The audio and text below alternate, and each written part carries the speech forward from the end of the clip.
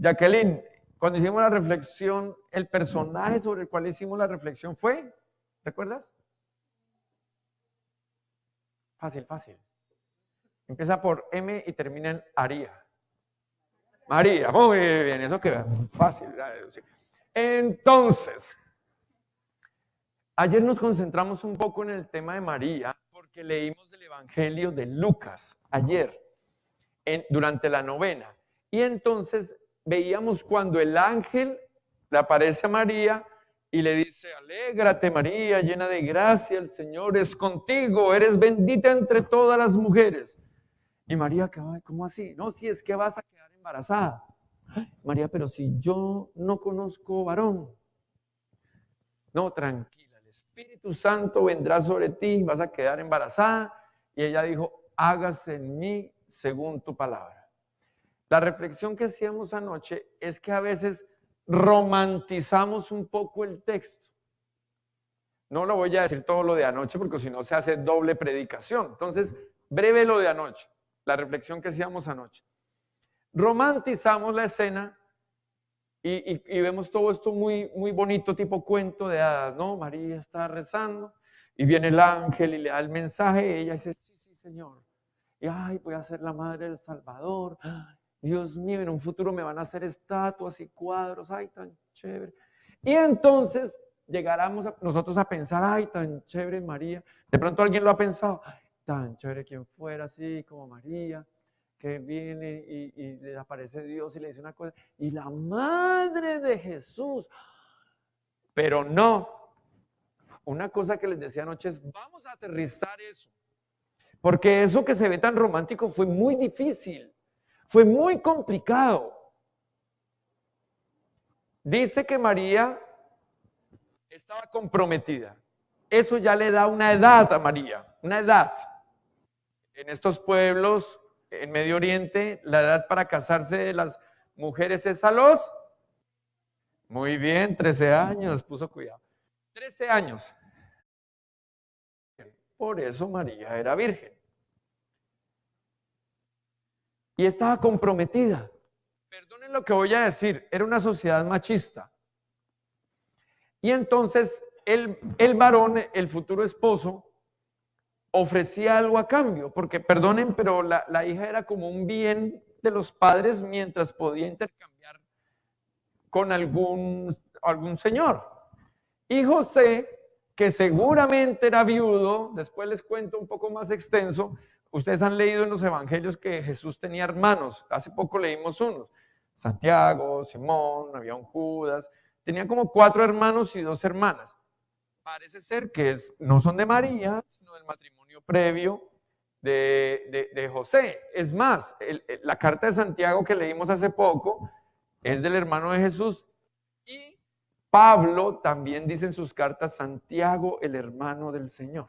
Bueno, entonces ya José, un señor, se compromete. Seguramente hubo como en esa época algún intercambio. Unas ovejas, quién sabe si un camello, unas vacas, y estaban comprometidas, ya estaba hecho el negocio, la transacción, el compromiso. Por eso les digo que esto hay que aterrizarlo, porque cuando una mujer que no se ha casado, que no ha estado con su esposo, resulta embarazada, el problema menos era que ya no se casaba. Seguramente el esposo iba a decir, uy, no, señorito, qué pena. Yo me comprometí con una mujer virgen y me está embarazada. Entonces iba y allá, don Joaquín y doña Ana, que es la tradición, los padres de María, don Joaquín, doña Ana, y ahí se las dejo, por favor, me devuelve las vacas, las ovejas, o el dinero, o el camello. Tenga. María deshonró a los padres. Ojo, estoy diciendo lo que hubiera pasado. Deshonró a los padres. Ella ya no se va a casar, porque todo judío tiene derecho a una mujer virgen. Ya no se va a casar. Los padres ya no van a poder hacer esa transacción. Se va a tener que quedar ahí. Pero lo más grave es que seguramente la ejecutarían a pedradas por adúltera. Según la ley del Levítico. Si una mujer comete adulterio hay que matarla a pedradas. ¿Sí ven por qué el texto de la anunciación del ángel que llega donde María no es tan romántico? Es dramático, es problemático. Porque María pudo haber dicho, uy, no, espere un momentico, ¿usted qué es lo que me está pidiendo? Perdón, pare, cálmese. Me está pidiendo deshonrar a mis padres, deshonrar a mi prometido, quedarme sin casarme y seguramente me van a ejecutar. No, gracias, muy amable. Entonces anoche hacíamos esa reflexión del riesgo que corre María, pero la valentía que María tiene, porque es una mujer de oración y es una mujer de fe. Y a pesar de todo ese peligro, la reflexión que hacíamos anoche era eso, que nosotros a veces vemos el panorama muy oscuro, vemos el panorama sin salida, vemos las cosas muy complicadas y nos preguntamos, Dios, ¿dónde estás? Y no somos capaces de decir como María, Señor, hágase en mí según tu palabra. Porque aunque las cosas parezcan dramáticas, críticas y que todo va contra mí, al final el plan de Dios es perfecto. Tanto así que miren, hoy recordamos a María, Santa María, pedimos seguir su ejemplo, saber decir sí, una mujer valiente, una niña de 13 años valiente, que dijo, si es la voluntad de Dios, Él verá cómo me libra de las pedradas, de la deshonra, de la soltería, de la madre soltería. Él verá cómo me libra. Él me está pidiendo y yo le digo sí. ¿Bien? ¿Hasta ahí vamos bien? Esa es la reflexión que hicimos sobre María ayer. Pero hoy tomamos el texto, es de Mateo.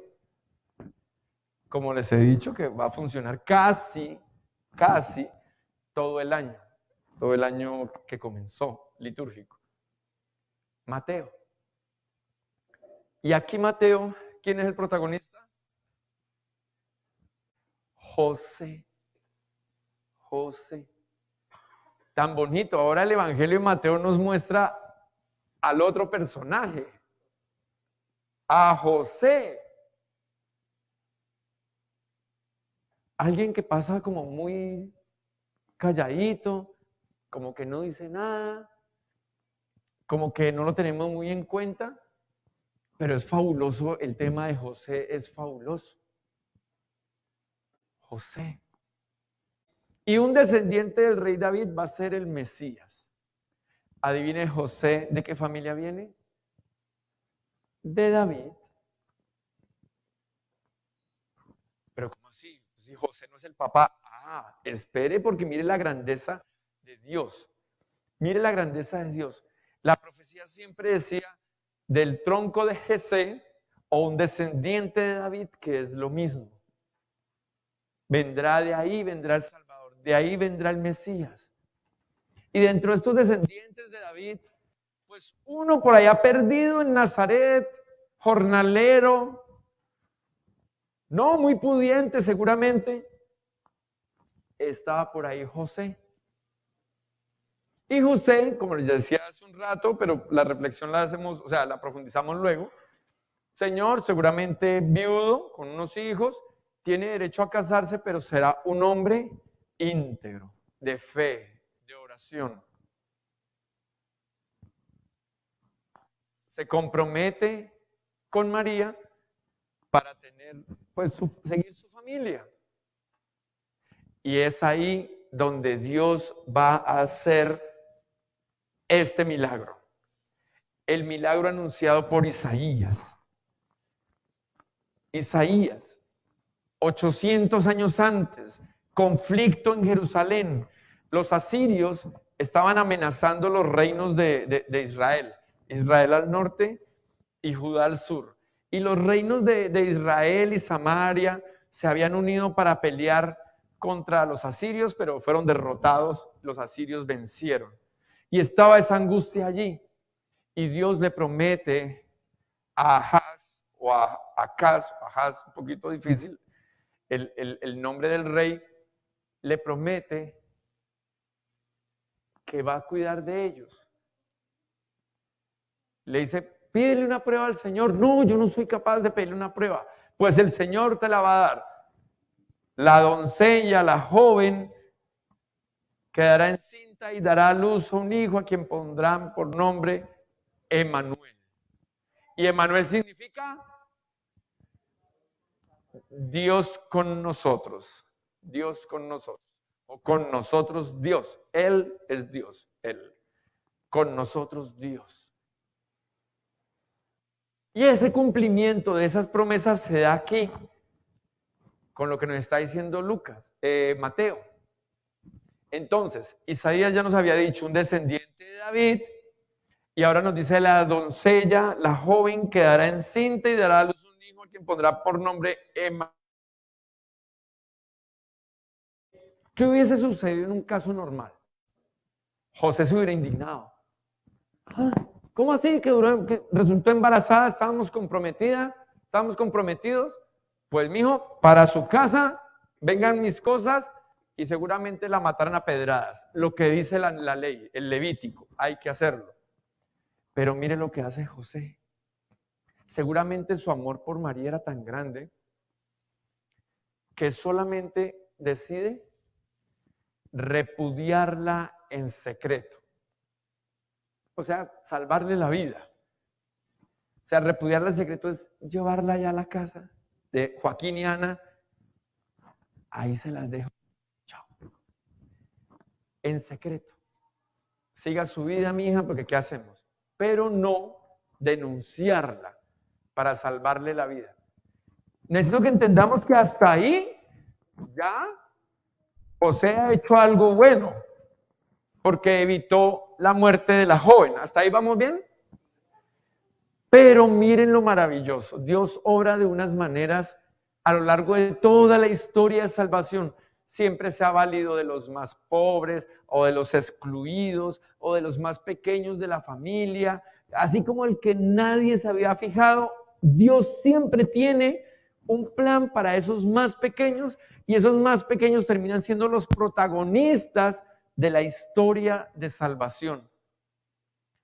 Pues ya José decidió repudiarla en secreto y estaba ahí durmiendo, y se le aparece en sueños el ángel y le dice: José, no temas tomar a esta mujer como esposa. El niño que está esperando es de Dios. Pero le dice algo tan bonito. Le dice: porque el hijo que va a tener es del Espíritu Santo. María tendrá un hijo. Y vean lo que dice acá, no sé si se dieron cuenta. Le pondrás por nombre Jesús. ¿Quién le va a poner Jesús? José. ¿Y quién hacía eso? ¿Quién le ponía el nombre a los hijos? El papá. Le pondrás, o sea, tú, no Dios, no el Espíritu Santo, tú. Cuando Zacarías pudo hablar y preguntaron por el nombre del niño, Juan es su nombre. Incluso Jesús va a llevar, entre comillas, el apellido de Juan, porque en esa época no se decían no existían algo así como los apellidos, sino que se identificaban con hijo de o del lugar de procedencia.